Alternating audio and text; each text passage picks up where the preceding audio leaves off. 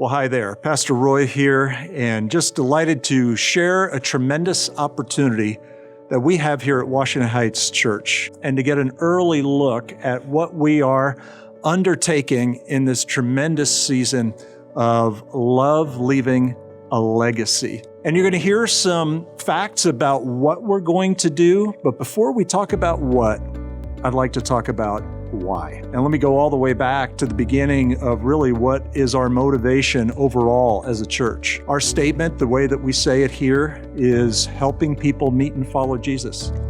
And where do we get that idea from? In the church, we're part of an organization where we don't get to choose our mission statement. It was chosen for us by the one who created it in the first place. And one day, Jesus, turning to his followers after his death and after his resurrection, shortly before he ascended back into heaven, said, "Go into all the world and make disciples, baptizing them in the name of the Father, the Son, and the Holy Spirit, and teaching them everything that I have taught you." And in that phrase, the only active verb is make disciples. It's about people. Disciples are students, they're learners, they were people. And clearly, to make disciples, it begins with people who are not yet disciples, people outside of faith, seeing them come to faith in the Jesus of the Bible and then growing inside of that relationship with Jesus. And so that's why we say we're here to help people meet and follow Jesus. And at the heartbeat of that are people that matter to God, people that God is reaching out to, people that God is inviting into a relationship with him. And I would suggest to you that that mission, that motivation, that drive, that it is at its heart and soul about people, has been the heartbeat of Washington Heights for a long, long time. But rather than me tell you about the past, we thought it might be good for you to hear from the person who was sitting in my seat a generation ago, my predecessor, the former lead pastor of Washington Heights, Les McGee. Today I'm in Boulder, Colorado, and I'm with a very special guest and an important person in the history of Washington Heights. This is my predecessor as a lead pastor, Les McGee. And you may or may not know, Washington Heights began in 1955, not in its current location. And when Les came as a lead pastor, it was in the previous location, and you led the move to where we are today. Les, what led you to lead the church to a new location? As we outgrew our chapel, we built the Family Life Center. During that time, the church grew from about 130 to about 400 people. We kept growing and growing, and finally I said, let's think about expanding our present facilities. So we looked all around us. People came and they just wanted to build a small gymnasium, juniors highs. And I thought, we have to think bigger because our church was growing and we want to reach more people for Christ. And then a Denver seminary professor came over. He was the president of the seminary, and he said, you need to think more than 10 acres. And so we thought of our present property. 20 acres were buildable up on top, and the rest were hillsides. And then one of the people said to me, he said, why are we building clear out in the country? And well, it's not the country anymore. And somebody said to us, who would ever buy our property? And the superintendent of Bonneville High School said, if you ever want to sell that property, we want first dibs on it. And so that's how we entered into negotiations for the property. And we built out there. And that's where our present property is. And that's why we call it a church, Washington Heights Church. And less humanly speaking, that was a risky move. I mean, to move a church and to move locations and to build buildings. What led you to undertake that and have the confidence that that was a step that God had for you? We're confident that God had us out there because we wanted to keep growing, and I had the conviction that a small congregation didn't have nearly the impact of a community as a large congregation. Because in a small church, you can't put on the programs that you can in a larger church. And so I would just encourage you to not be fearsome, but look to God, and God will direct you and God will supply your needs. Would you say that God exceeded your expectations or undershot those expectations or about met them? Oh, I very, very much overshot my expectations. I didn't ever dream that our church would become the large congregation that it is. Unless, in many ways, you have just sought to meet God's heart for people. Can you share a little bit about that? We wanted to be a safe place where people could bring their friends and others. And we tried to just think of what a non-church person would think of our church. Unless you think in this day that God is still reaching to people like He always has? Oh, I'm no doubt. In fact, there may be more people that are open, that are searching, that are looking for the gospel. Unless if you could speak to people who are part of Washington Heights now, based on the experience you had, how would you encourage them to think about this expansion that we're looking at? I look back now, and I'm so glad we moved out. Our church would not be anything that it is today, because we need to focus on God and reaching out to more people who I'm convinced need to know the Lord and need to follow Him. And I think it's fair to say many of us are at Washington Heights now because of the decision that you made back then. And would you cast that same sort of vision that the decision that we're making right now has the potential to impact far beyond just us? That's why we bought the property out there, so it could continue to expand and continue to be a regional church. It's an investment in eternity, not just momentarily. And I think one has to remember that you won't take anything with you in the way of treasures, but they will all remain here. And so I would say, trust God and move ahead and do what He has on your mind and on your heart, and He will supply your need. Les, thank you so much. Thank Pleasure. you. It's always been about people. And really, we right now stand on the shoulders of many people who came before us. And as Washington Heights, we've been here at this crossroads before, where God was blessing, people were coming, God was doing His thing of inviting people in, seeing them come to faith, journey in a relationship with Him. And here we are again. And we know what they did in the past, and many of us are here because of the decisions they made, and now it's our turn. And we're at that crossroads again. And what will we do?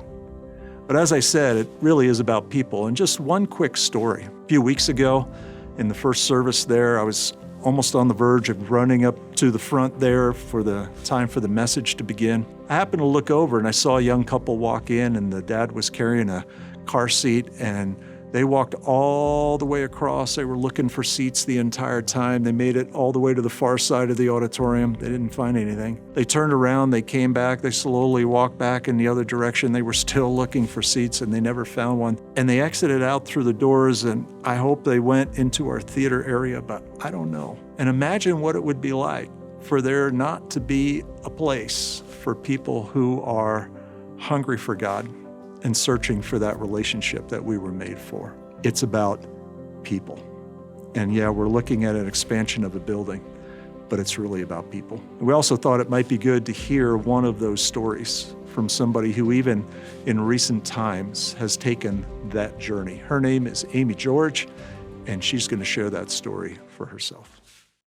In June 2022, I was attempting to find a venue for a 2023 conference that I would be directing. I had felt strongly that I should call a nearby church and request to rent the space. I called Washington Heights and eventually planned a tour with Shane. The entire time we toured the church, Shane kept saying that they really don't rent the space for events. I wondered why God had inspired me to set up this tour. I noticed that the church was involved in a humanitarian project. As we discussed it, I felt God's Spirit just flood my soul and was so touched by what the church was doing to build up and support the body of Christ. 1 month after the Washington Heights tour, in July of 2022, the Lord spoke to my heart, asking me to know Him more fully. Through His holy word, He showed me that He was one, that His holy Bible was reliable, true, and could be my foundation of truth, and that it was time for me to choose whom I would serve. I was floored.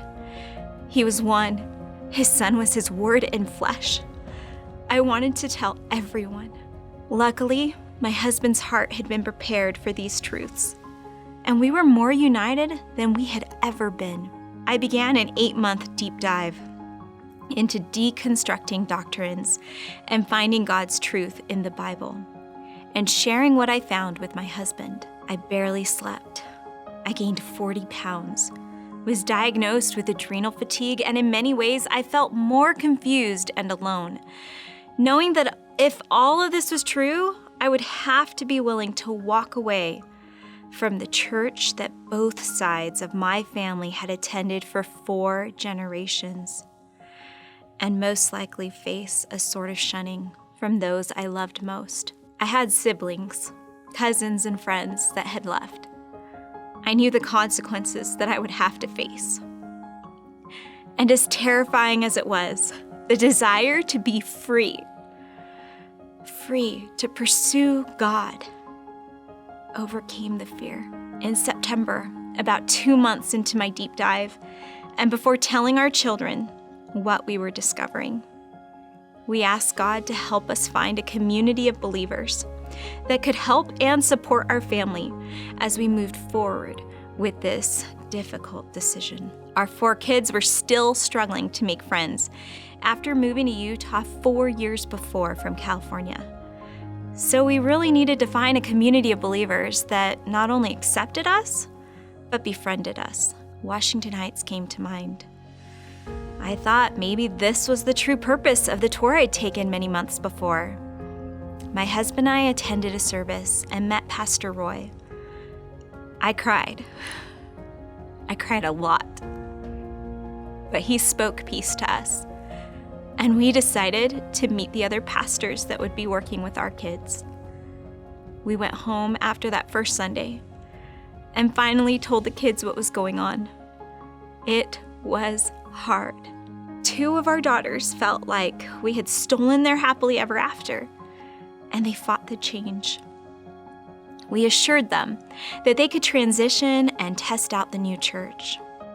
We attended both churches at first, but as our kids began to make friends at Washington Heights, they would share comments like, "I feel like I can be myself, and there isn't any pressure to show up. The leaders are just happy that we came."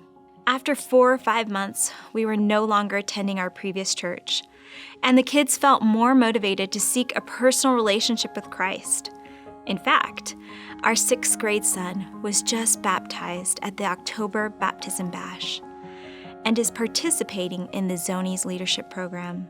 We all love the Sunday services, the community at Washington Heights, and the transformation in our family. I even joined the homeschool small group and the worship team. Finding the right community for our family gave us the reassurance we needed to take the necessary steps to leave our previous church. We knew that God would be with us, and He was bringing with Him an entire community of inspired people in a church that He had been building up for years. Thank you all for moving forward in the inspired work of creating, maintaining, and building up God's church at Washington Heights. And as Amy shared, it's about people and about what God is doing in the hearts and lives, one person at a time. And we've just seen God on the move, doing His thing. And if you've been around Washington Heights for a while, you probably already know this.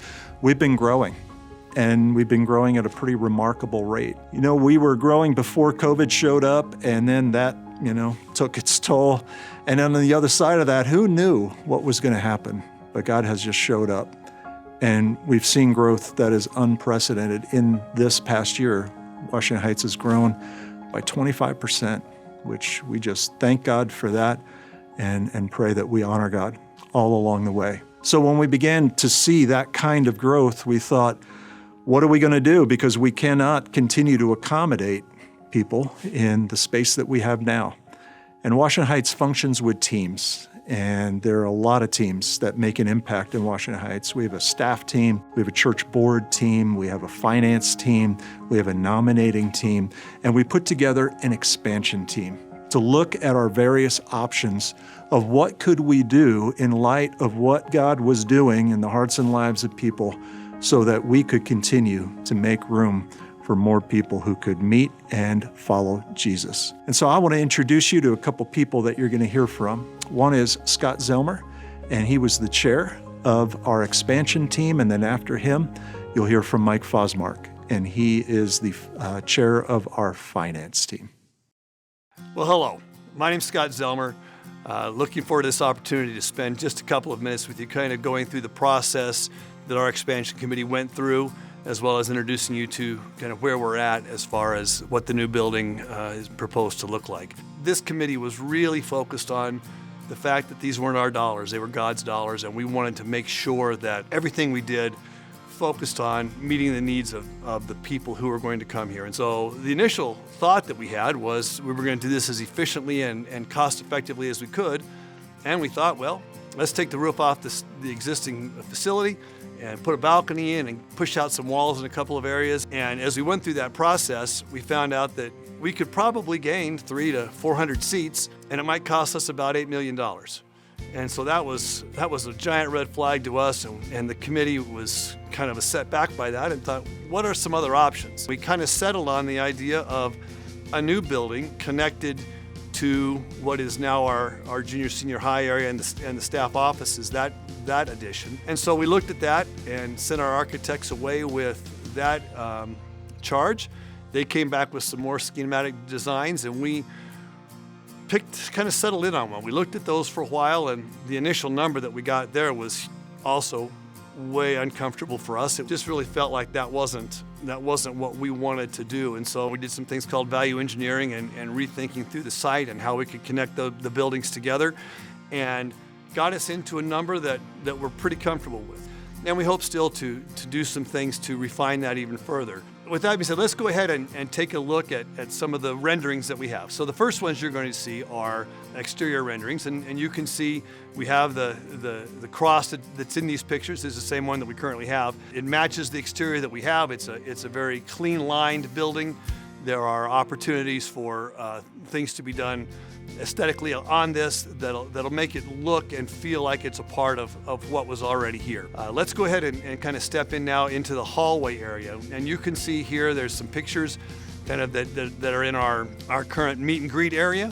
And the meet and greet area, as you see, is kind of expanded in two directions. We have a hallway that runs along the back of where the new auditorium is. And you can see that the aesthetics really tie in nice together. There's a lot of opportunities for people to congregate and for greeters to be there and help people find their way into the building. Let's go ahead and take a look at the auditorium. This is a beautiful facility. It seats roughly 1,500 on the main level. As you can see in these pictures, there is a balcony. Depending on where the budget lies and what kind of support we end up with, whether we finish that balcony now, it's another 500 or 600 seats that may or may not be done at this initial time. But we will be completing the structure for that, so that we don't have to disrupt services and those kinds of things when it comes time to add that on. And so I just appreciate your time. I appreciate you listening, and would invite you to be a part of this process with us. Lots of exciting things going on here at Washington Heights. And it's not often that we get an opportunity to participate in something that's really significant and will have a legacy impact way into the future. This is a building project that doesn't have a lot to do with building. This is about people and about the opportunity that people will have in the future to meet and follow Jesus through what it is that we're attempting to do in the next few years. So I want to encourage you as we think about this opportunity to prayerfully consider your participation in financial generosity that it is going to take to be able to get this project completed. Individually, at Washington Heights, we have proven that we are a generous people, that we have risen to the occasion of giving when we had things that were really important and that we had to do something unusual to get through it. We did it with our Welcome Center in a very short period of time, raising a pretty substantial amount of money. And this is another one of those times. So as you consider what it is that you can do to help support this cause, I would just want you to know that my wife and I we have been in prayer and discussion about what it is that we can do. We're personally prepared to make the largest contribution that we've ever made to Washington Heights.